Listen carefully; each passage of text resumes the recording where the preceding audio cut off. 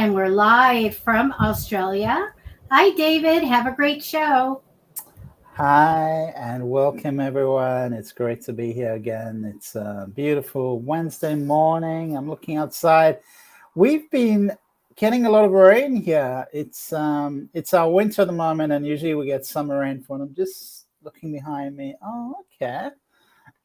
Sorry, I see a little bit of mess that's accumulated, and that reflects. I'm sure a lot of you have this experience where there's a lot of things around and you don't know quite what to do with them. But when you start to clean them out, process them, order them, your life starts to fit into becomes more streamlined. So cleanliness seems to be something to do with our mental state, and the more clean we are, it seems to purify our minds. I don't know if you've had this experience, but I'd love to hear from you. I'm coming live from Australia. It's far north Queensland where I live, which is along the Great Barrier Reef. And we've been getting some American tourists, which is exciting because throughout the whole COVID period, the borders were closed. We didn't have anyone coming in. And it's been pretty slow to kind of return back to normal, and now things are starting to trickle through. More tourists from America starting to trickle through, which is it's like really exciting. It's I cannot explain. It's like all these people you haven't seen in years. It's like long lost friends, and we are reuniting. The world is returning to a more normal place, although it doesn't seem normal at all. I take that back. It's not returning to a normal place. It seems pretty crazy in the world. And a lot of people are taking stock of their lives post-COVID and becoming excited. And it's an expansive period of possibility of what can I have in my life? What can I bring into the world? And whether it's your relationship or wishing for a relationship, your business, your spiritual life, people are developing goals and aspirations, and things are moving forward. There's a new perspective on life. And welcome to Kim, and welcome. Yeah, you said hi, Debbie. Carlos, welcome, and thank you for sharing. And please feel free to comment how you're experiencing this post-COVID period, because it's interesting how energies are always moving around us, and there's a collective unconsciousness, and we're affecting this energy, and we're part of this energy. So it's co-creation. But definitely there was the COVID period, and now this is the post-COVID period. So it's a new dawn, a new awakening, a post-pandemic expansive period, new adjustment, and we're looking forward to the future. Welcome, Stu, and it's great to have you, Stu. Stu is in Florida.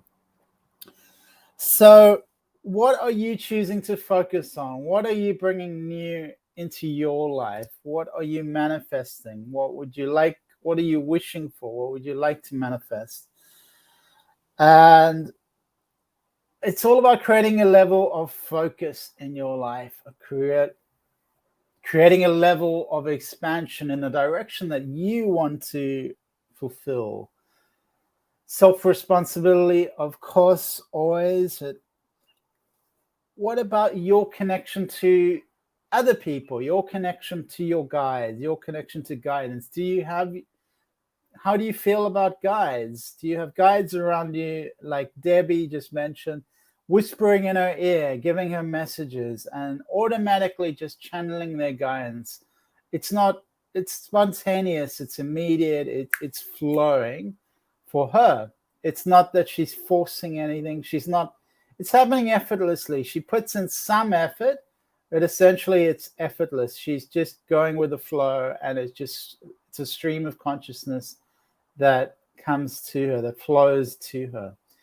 And how is this occurring in your life? Do you have that connection with your guides? And what are you asking them for? What are you communicating to them? Because you're here as their ambassador.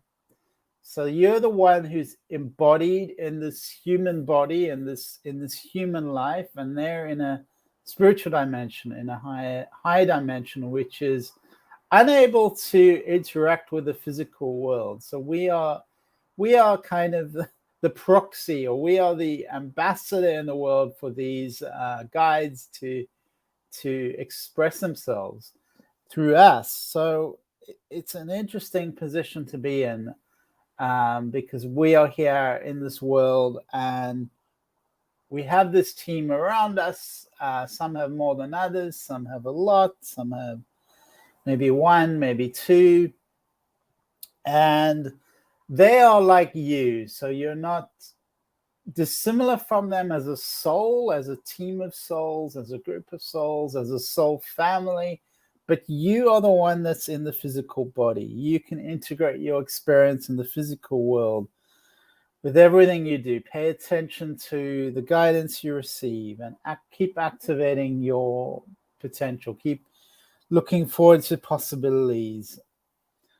And I know that some of you will get diverted along different paths, and that's part of our experience too, to be diverted, to go in different directions. So don't see it necessarily as a diversion. It's just a perspective on that, because we're not here to have a singular experience. For instance, I am going to make $1 million. I'm going to make $1 million. We're not here just for that. We're here for, as relational creatures, to be part of a community, part of a family, part of a tribe, and to interact with nature, to be in a forest, to be in an ocean, to be on top of a mountain. We're always here in a kind of multiplicity of experience, a multi-dimensional approach to life, of being embodied in this human world, but also with a gateway to the stars, with a connection to the beyond, a connection to the spirit world. So I'm reading the comments. What's happening? What are you guys experiencing post-pandemic wise? How has this period been for you? Because for a lot of people, the pandemic was this mysterious time of isolation, retreat, being often enclosed, being separated, going through, I would say, quite a lot of fear as well for some people, more than others. There was a time of pause, let's call it a time of pause, where your life was on hold. Your life was placed on hold. So now we've had that time to retreat, and we are reintegrating into the world, setting ourselves new possibilities, new goals, new exciting pathways, setting off for new ventures, new adventures, new projects to develop, all sorts of things. It's sparking, it's evolving, it's the creation process that's happening. And Paula Marie, I'm so happy to see you, and thank you for coming here from South Dakota, because I always say that this is a global show and we don't always know where people are, or I don't always know where people are, and it kind of it really interests me where you are, and it just makes it all feel more like a global family, a global consciousness that we're connecting and co-creating in consciousness in this sphere. And someone yesterday messaged me saying they didn't like the word consciousness. They said, I didn't like that word. And then I was thinking, I use the word consciousness quite a lot, and I was interested in what other words one could use to express that idea, because of course language expresses thought forms, that it does influence our mind, our brain, how we function, and how we perceive the world. So I think it's places like Iceland that they have a lot more words for snow, and the Eskimos have a lot of words for snow. They recognize a different realm. They have perceived something very different living up there in the snow, whereas the rest of us don't see that. We just see snow. We don't see the nuance. So languaging is important. Language does influence how we think. And I always think the different layers of language are interesting, the different forms of language, like the pictographic, I think you call it, languages of Mandarin in China, and the Japanese language, how they formulate ideas with pictures. It's fascinating to me. They build their language or written language on structures instead of letters and words that we build with our English language. And thank you for sharing, Paula Marie, and thank you for that interesting smile, Kim. That looks kind of entertaining. So share in the comments. Please feel free to share anything on your mind, anything you want me to discuss, any challenges you're having. And the goal is to break through. The goal is to push forward, to manifest the life that we are dreaming for, the life that we are here to create, to manifest, to create the level of focus required to bring that into the world, to bring this wonder in the world. And I think that's some names of people, Paula. But maybe you could let us know what that means, because I see a lot of names. I think you mean you shared it to those people, perhaps. So tell me, how's South Dakota? What's happening in South Dakota? I just went on the radio a couple of weeks ago, and I've been live on the radio, and it's kind of here. It's more. I find I'm a bit more slow and a bit more. I'm expressing my energy. I'm expressing my personality, and there's this interactivity with the comments. But on the radio, there's just silence. And I find that quite a different format. I'm still getting used to it. There's no one there. Well, there are people there, but you don't see them, hear them, interact with them. You just have the microphone in front of you and silence. And I found that quite challenging. And I found out, all right, I have to talk really quickly, and everything's got to be like... And so I'm still getting used to just slowing down, taking a bit of time, and also monologuing all the time, just having a monologue. So you can have guests on the radio, but I need to pre-organize that, which I haven't done so far. I just have my show and my time, and I have the microphone in front of me, and I've been quite nervous. I found it quite stressful, just to be talking and very exact all the time with that microphone, and then you can't move. You have to kind of be quite close to the microphone.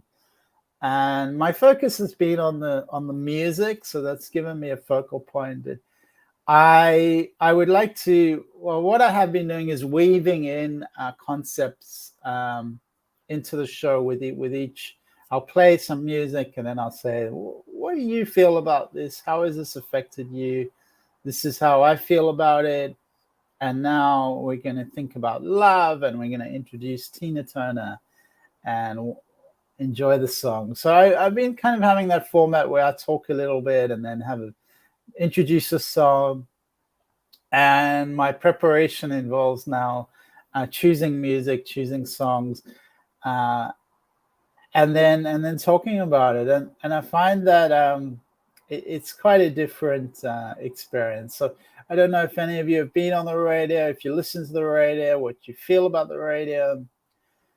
Paula says it's really hot and smoky in Canada. Why is it smoky? Is there a fire? Or just that it's really hot? And who's in Canada? Who's in Canada, Paula? I'm confused because you're in South Dakota. Is that just something you heard on the news, or your friends in Canada? And Kim is asking, did you ever study the Coptic language? Do you speak any other languages? I studied some languages, Kim. I focus on English. That's more my interest. I have difficulty hearing other languages, so hearing is it's hard for me to communicate with my hearing. And I have learned. I did learn some languages.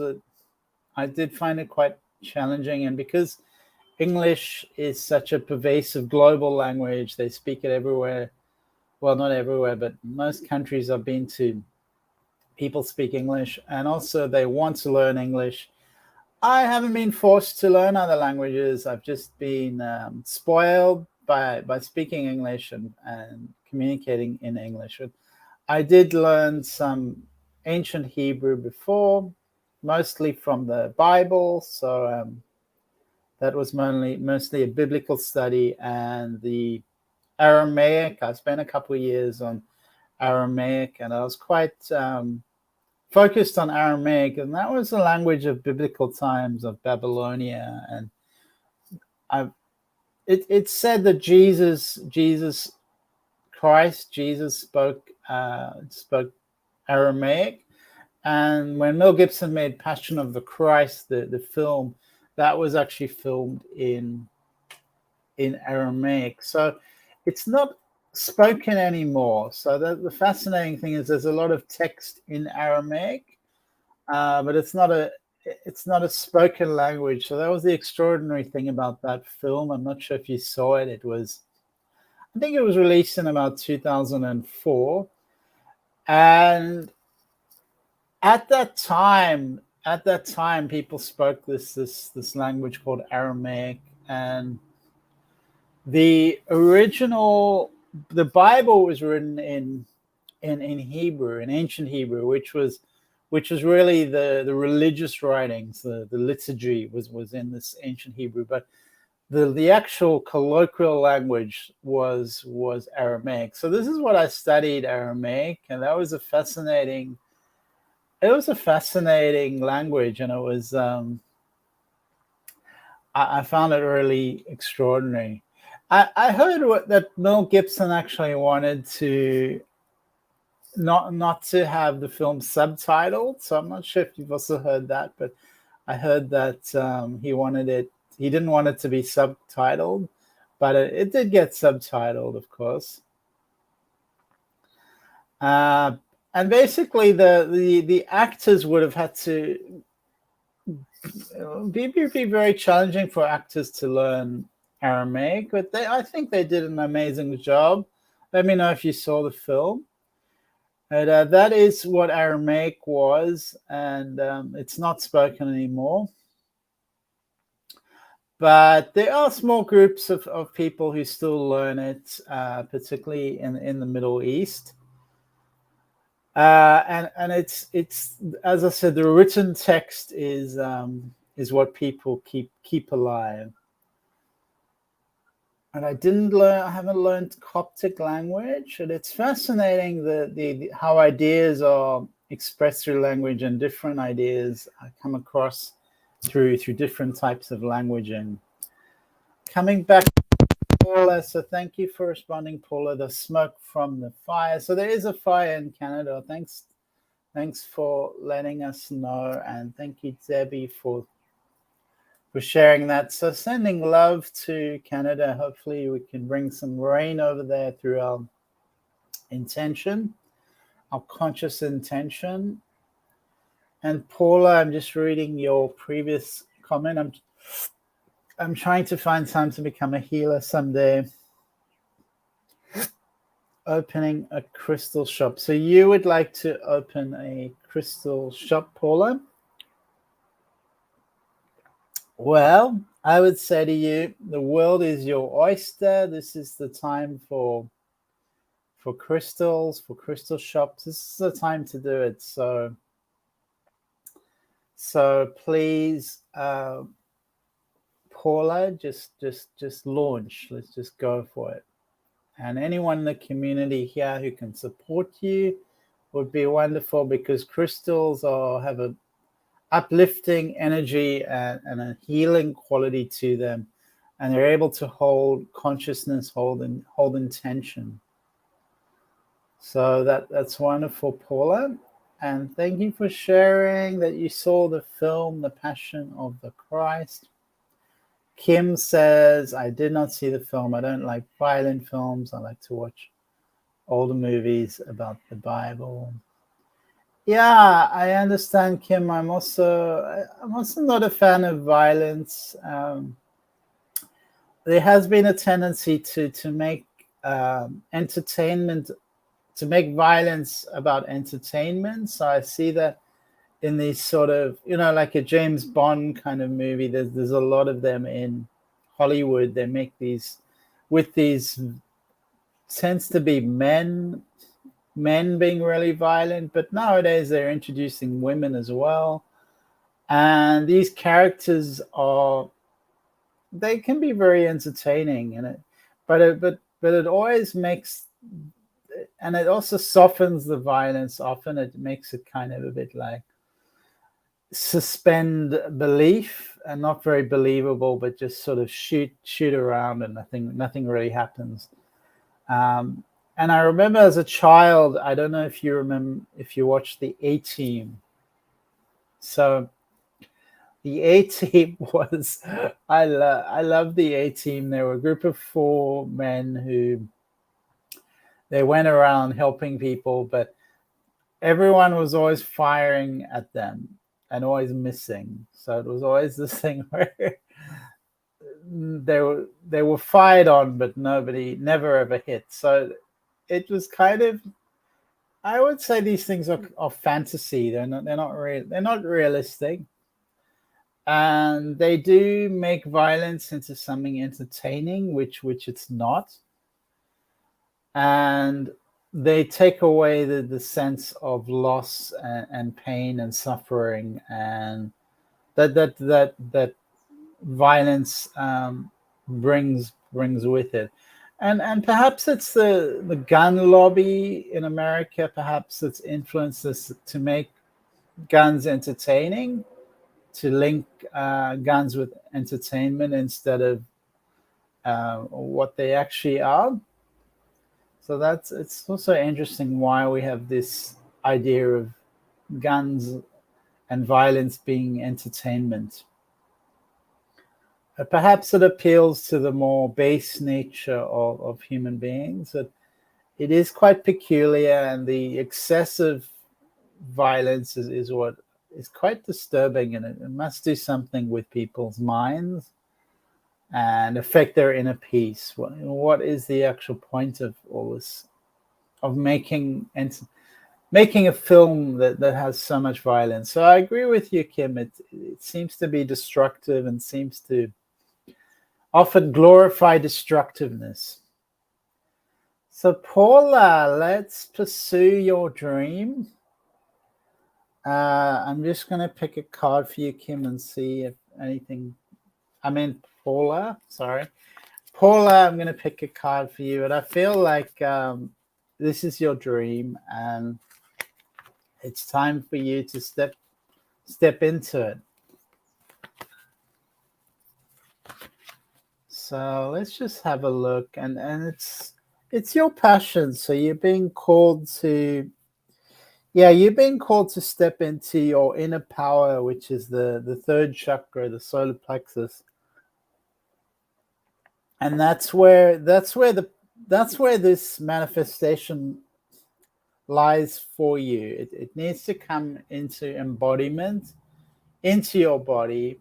It needs to be properly structured and built as a life force within you, because you have that consciousness. It's just about bringing it into expression, bringing it into reality, and bringing it into your third chakra. I'm just catching up with the comments. Paula, Kim said, I like the older James Bond movies, and you remember the A-Team. So I that's cool. That's nice. Thank you for sharing, Kim. And there was something brave about the older James Bond movies. I think bravery and some kind of values, or some kind of virtuous cause of saving the world. And these old ancient archetypes, often it's just good versus bad, but sometimes there's a range of archetypes being expressed, and the stories tend to repeat the same storylines. I forget who it was, maybe Joseph Campbell, but I think there was someone else who said that the same stories just get repeated in different ways, interculturally. So across different cultures across the world, the same kind of stories get repeated. And Paula, you're going to Colorado for your 3-month-old is having kidney and bowel reconstruction. So that would be beautiful to bring her healing crystals. And your granddaughter, yeah, what's her name, Paula? So let's bring love and focus our love on this beautiful 3-month-old, Paula's granddaughter. And Kim says you can pick a card for me too if you like. Sagil says hi and welcome, Sagil. Kim, have you seen the movie City of Angels? I love that movie. I think I may have seen that movie, Kim. That's with oh, wait a minute. What's that?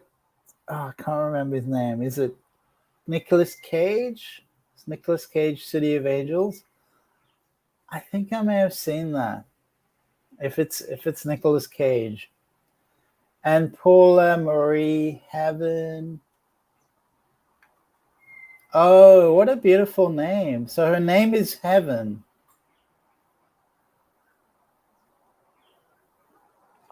Oh my goodness, what a beautiful name. So that's really special, Paula, that your granddaughter's name is Heaven. And I wonder what her energy is, and if she will be a gateway to heaven. Because I feel like that name is symbolic and very strong and resonant to be called Heaven and to carry that name. So I'll pick a card for you, Kim. You asked for a card. Let's have a look, Kim.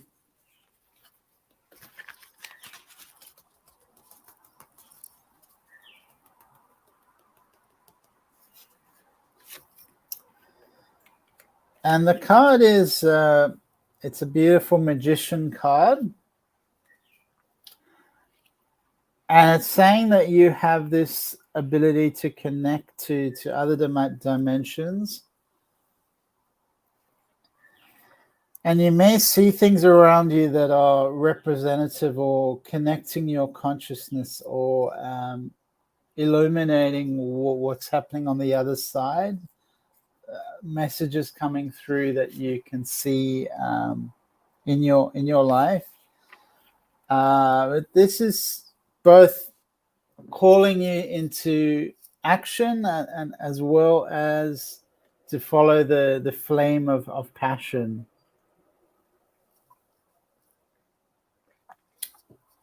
But there's a lot of reflections. It's almost like I'm seeing mirrors around you that are reflecting this energy. It's telling you that magic is within your grasp. It's part of you to connect to the force of earth and spirit and bringing direction and clarity into your life. It's a transformative time for you. So the recommendation for you, Kim, is not to dismiss the messages coming through, the thoughts coming through, the creativity coming through, and how people are perceiving you. So don't get caught up in because a lot of people tend to dismiss you. It says they'll go, oh yeah, whatever. So that's the true power that you have is real, and you're ready to be magically formed. You have that, you have the beginnings of something rising up within you. So it's a powerful time for you now, and keep transforming your blessings, and in every area of your life, keep claiming your power, embracing your intentions, and directing your destiny. So this is what's coming through for you, Deb, for Kim, sorry.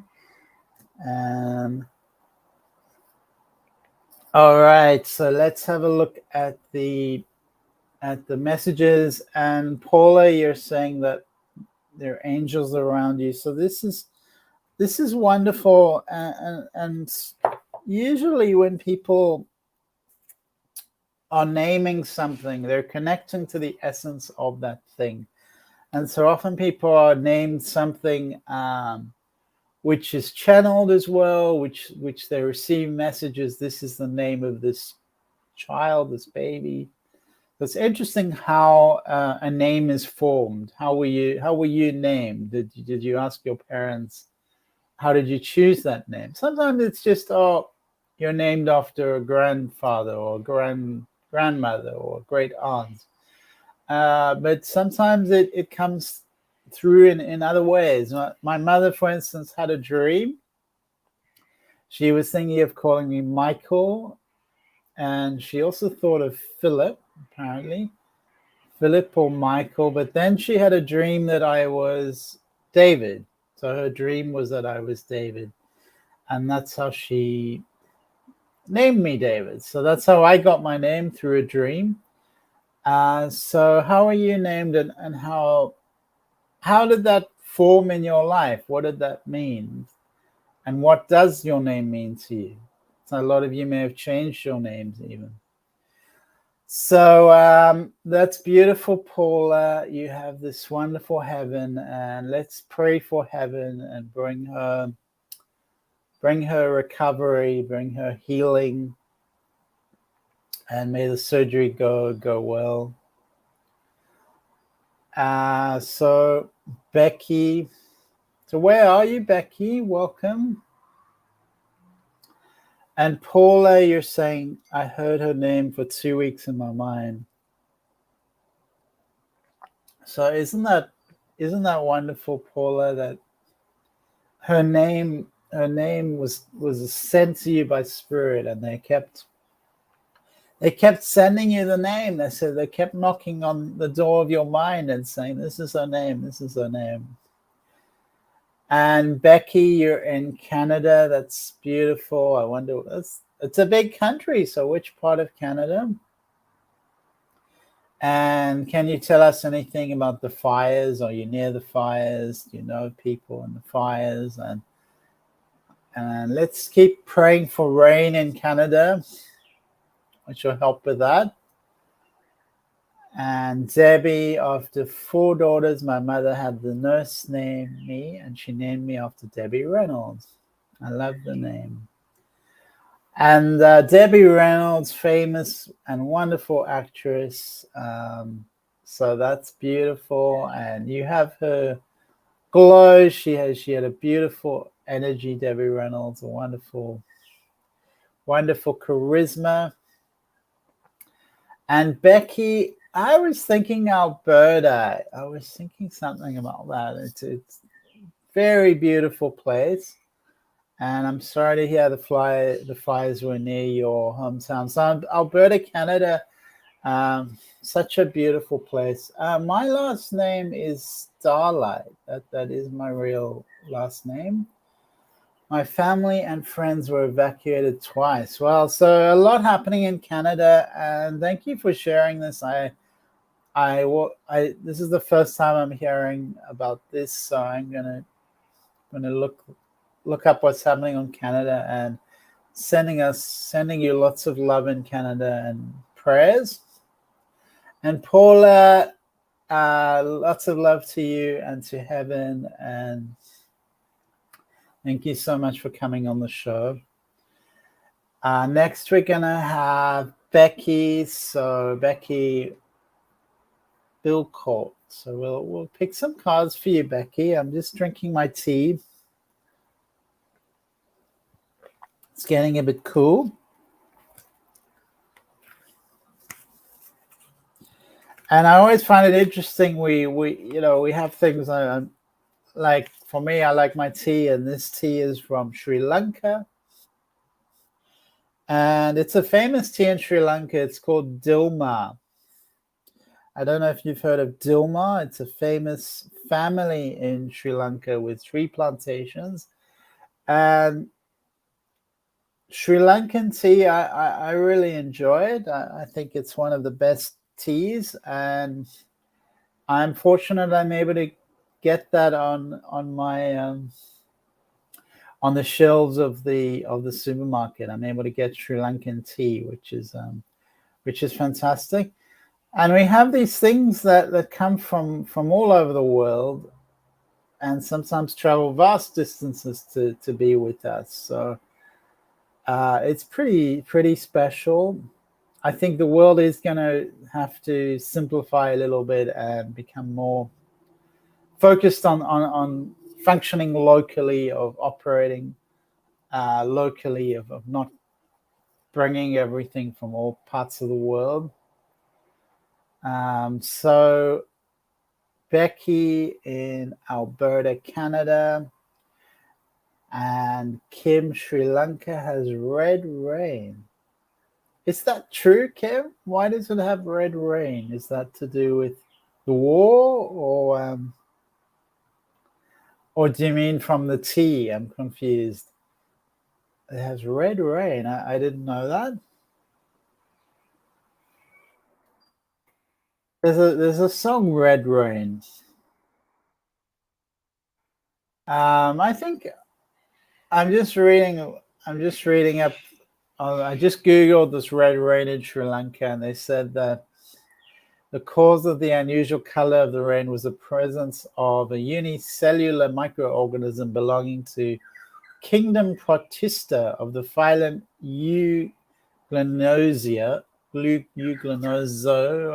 known as Trachylomonas. Wow, that's very biological. So I guess some places you can get red rain with high concentrations of red dust, or that can get mixed up into the rain, giving it a red appearance. So I guess there is a real thing of blood rain.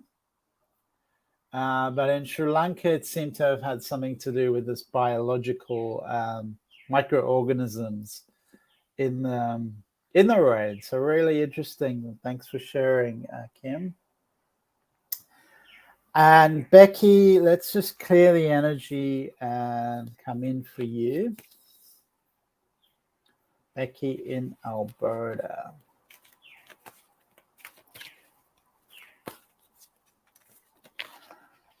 I'm just looking at what you're wearing in the picture. It looks like a leopard.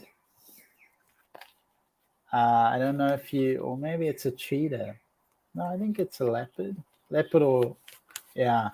I don't know if you've come across these wonderful animals like leopards and cheetahs. I grew up in Africa, so we had lions and tigers and cheetahs, and cheetahs are the fast ones, and that fascinated me growing up. They were just so incredibly fast. They just travel, extraordinary pace. They're so athletic. All right, so we're just coming back to you, Becky, and focusing on your energy. And in that picture, you're kind of moving. You're putting your energy to the side, which is interesting. All right, so let's see.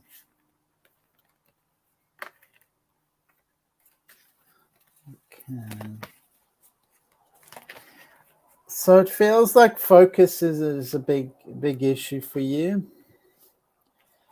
because I'm getting I'm getting multiple cards showing me that there's indecision, that there's different possibilities, different choices for you, which is a good thing. It's a good thing to have different choices and different possibilities. I'm just going to pick from the other deck and see what message comes through for you, Becky.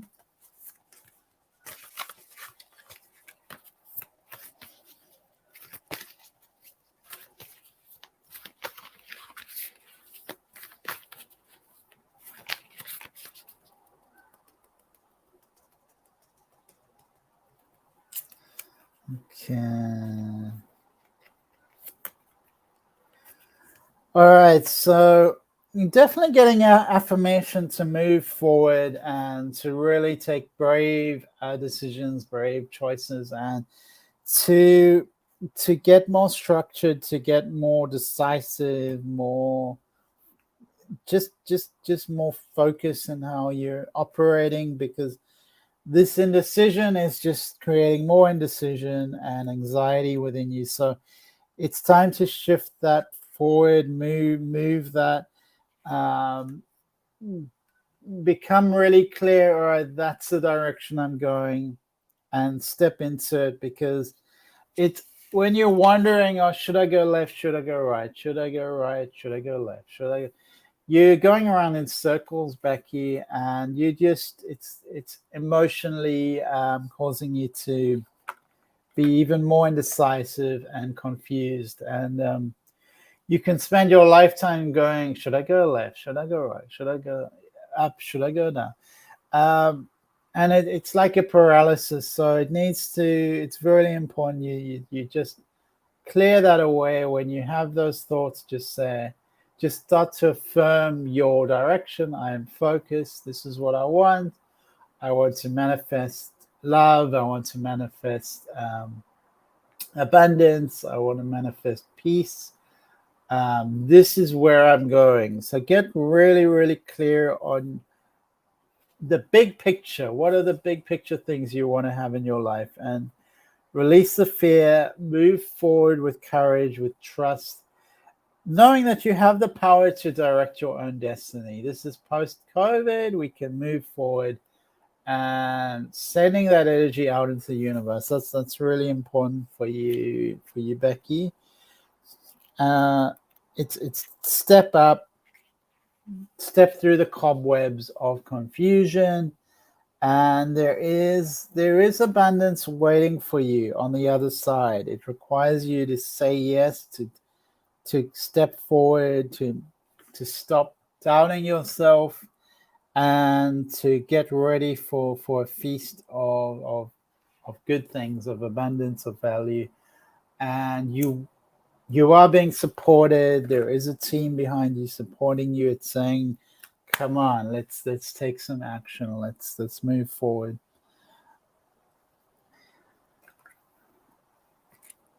So just remember, sometimes when it's Monday, it's Monday. It's not Tuesday. When it's Tuesday, it's Tuesday. It's not Monday.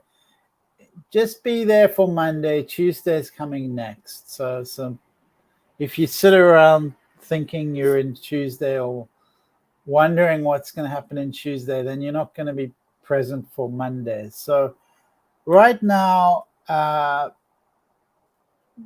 there's potential choices for you, and you need to really get clear and define where you're going and how you would like your life to be, and simplify that, and then just pick a choice, soften that, and be really present with that, and then things are going to come together. There's happiness, strength, and forward motion coming to you. So that's really a positive outcome, Becky. It just requires some steps in the right direction. All right, thank you, Becky. Anyone else? I don't see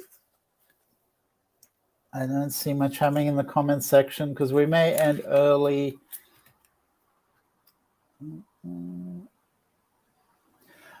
I think what we'll do is a quick meditation to finish off.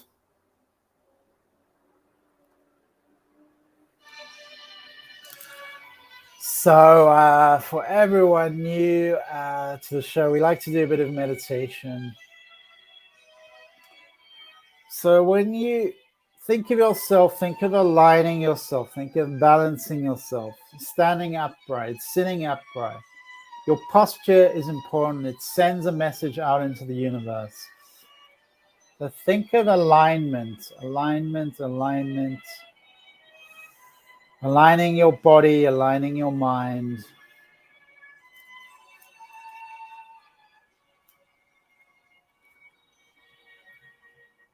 Closing your eyes and becoming present within your body, connecting to your abdomen,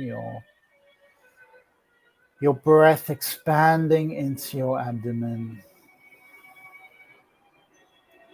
You may wish to place the palm of your hands over your abdomen if it helps.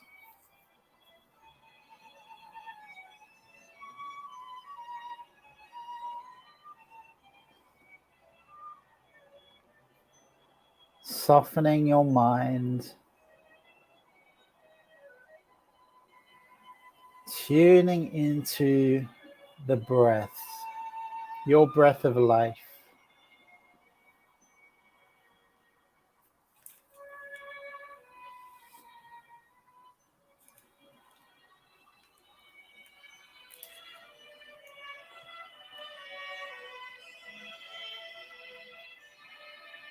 And as you breathe, consciously relaxing each part of your physical body, your physical nature, releasing any and all stress and tension, thoughts, confusion, worry, fear, releasing all of that from your physical body and mind.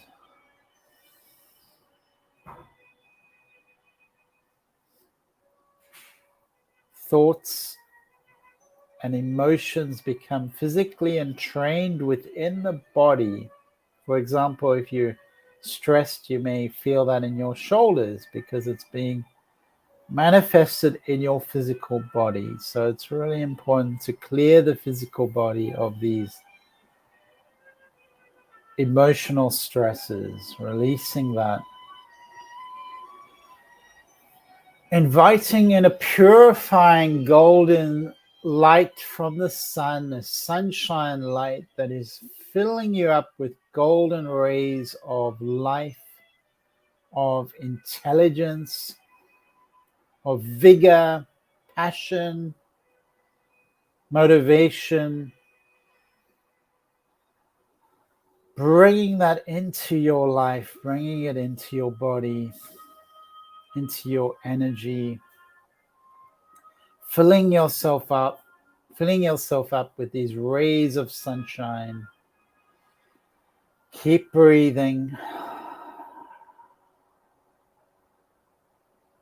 Radiant light filling up your being.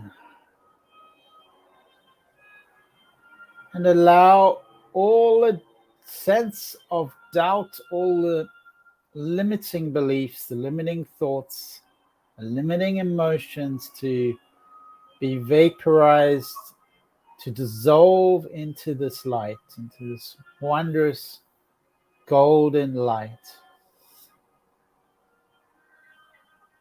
This is the time for magic and alchemy, and you have the ability to alchemize every cell of your body, to switch on every cell of your body to divine intelligence, to the energy of the sun, which is lighting us up, awakening us.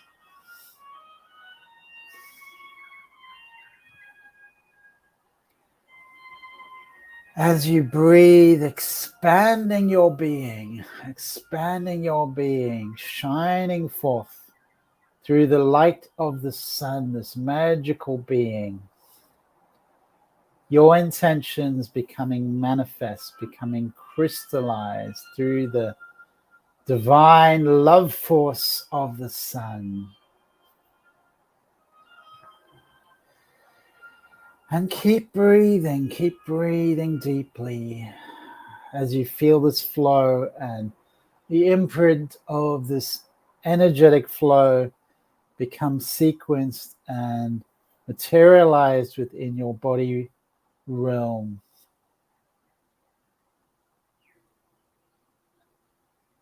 Your light being becomes activated and your physical body becomes switched on to the light. Just breathing that in, breathing that into your reality, effortlessly.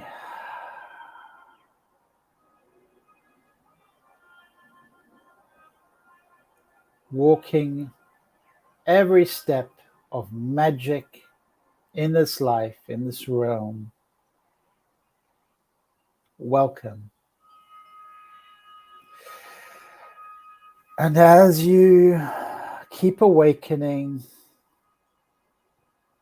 bringing one clear idea of focus into today, one clear idea of focus, of motivation, of strength. Bring that into your conscious realm and activate it through the divine light of the sun.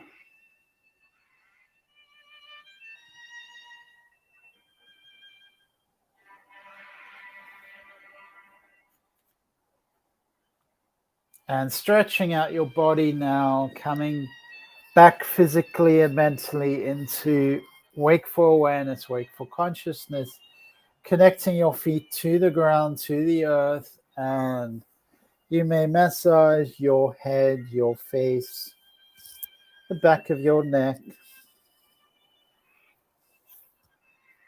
bringing life force through your hands, activating through your body. And when you're ready, you may fully bring yourself back.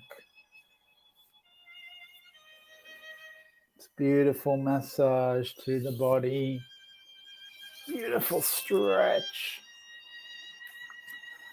And welcome back, everyone. It's been wonderful being with you today, and lots of love. Take care of yourselves. Have a beautiful week, and see you again